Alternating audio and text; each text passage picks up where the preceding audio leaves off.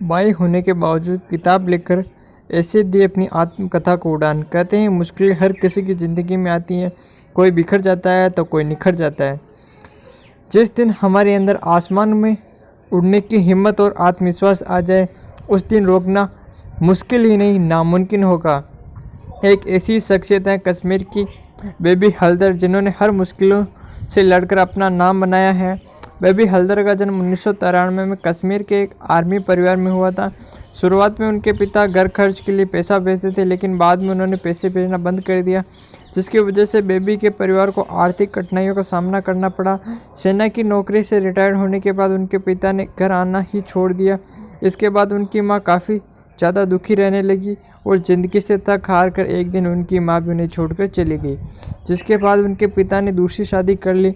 इस दौरान बेबी हल्दर कभी अपनी नई मां, बड़ी बहन के ससुराल और कभी कभी अपने बुआ के घर रहकर अपना गुजारा करती और इस दरमियान मन ही मन अपनी मां को याद करती। लेकिन तमाम कठिनाइयों के बावजूद बेबी ने स्कूल जाना नहीं छोड़ा और कई बार वो बिना कुछ खाए स्कूल चली जाती, लेकिन घर की हालत दिन पर दिन से बदतर होती जा रही थी। ऐसे में उन्होंने मजदूरी में अपनी पढ़ाई छठी कक्षा में ही छोड़ दी। बेबी हल्दर के पिता ने उनकी शादी 12 साल की उम्र में 14 साल बड़े लड़के से करा दी। उन्हें लगा शायद अब उनकी ज़िंदगी में खुशियों ने दस्तक दी है, लेकिन शादी के कुछ ही दिनों बाद उनके पिता ने उनके साथ बुरा बर्ताव करना शुरू कर दिया। वह उन्हें अक्सर मारता पीटता और 13 साल की उम्र में उन्होंने बच्चे को जन्म दिया, लेकिन उसके बाद भी घर में कलह जारी रहा।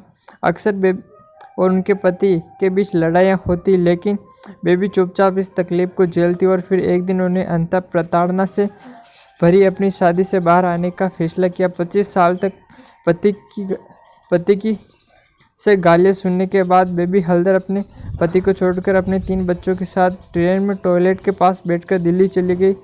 दिल्ली आने के बाद उन्होंने ठान लिया कि जैसी ज़िंदगी मुझे बचपन में जीने को मिली, वैसी ज़िंदगी अपने मासूम बच्चों को नहीं देखने दूंगी। लेकिन अनजान शहर में आकर काम खोजना इतना आसान नहीं होता है। दिल्ली आने के बाद वो काम की खोज में इधर उधर भटकने लगी।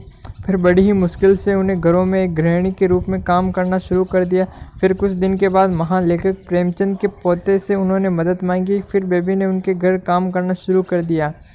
जब भी वो प्रबोध के घर साफ सफाई किया करती तो बुक के शेल्फ को देखने लगती, बंगाली किताबों को देखकर पढ़ने लगती। फिर एक दिन प्रबोध जी उनके लिए कॉपी पेंसिल लेकर आए और बोले कुछ भी अपने बारे में लिखो। पहले तो बेबी वह घबरा गई थी, क्योंकि उन्होंने सिर्फ 7वीं क्लास तक की पढ़ाई की थी। लेकिन जैसे ही हिम्मत करके वो किताब लिखने बैठी तो उनमें अलग ही उत्साह आ गया और फिर उन्होंने अपने बारे में लिखना शुरू कर दिया। किताब लिखने में वो इस कदर खो गई मानो उन्हें समय का ही पता नहीं चला। सब्जी काटते या खाना बनाते समय भी उनकी कॉपी बगल में रहती और बीच में लिखना शुरू करती थी। रात में बच्चों को सुलाने के बाद देर रात तक जागकर लिखती रहती। किताब लिखने के दौरान मानो उनकी मन की बातें शब्दों का रूप लेने लगी और लिखने के साथ ही उनका मन भी हल्का होता। जब प्रबोध कुमार ने उनकी फर्स्ट कॉपी पढ़ी तो उनकी आंखों में आंसू आ गए और बेबी की उस किताब को उन्होंने हिंदी में अनुवाद किया। फिर इस किताब को उन्होंने दोस्तों और परिचितों को भेजी, जिसके बाद प्रशंसा की बारिश होनी शुरू हो गई। प्रबोध कुमार के घर काम करते हुए उनकी ज़िंदगी में नया मोड़ आ गया। इसके बाद प्रबोध कुमार ने किताब को प्रकाशन में छापने भेजा। बेबी को अपनी पहली किताब देखकर यकीन नहीं हुआ कि उन्होंने इतना शानदार लिखा है। 2002 में उनकी पहली किताब आलो अंधारी नाम से प्रकाशित हुई। अब हर तरह बेबी की किताब को लेकर चर्चा होनी शुरू हो गई। खासकर महिलाओं ने जब ये किताब पढ़ी तो उनकी आंखों से आंसू छलक उठे। इसके बाद बेबी की किताब को ए लाइफ लेसन ऑर्डिनरी के शीर्षक से प्रकाशित किया गया। बेबी पेरिस, हांगकांग जैसे देशों में टूर कर चुकी हैं और 24 भाषाओं में उनकी पुस्तक ट्रांसलेट हो चुकी है। दुनिया के कई हिस्सों में वो लेक्चर फेस्टिवल्स अटेंड कर चुकी हैं। ऐसा कह सकते हैं कि बेबी का एक लेखिका के रूप में उनका दूसरा जन्म हुआ है और उनकी लिखी हुई कहानी लोगों के दिलों को स्पर्श करती है।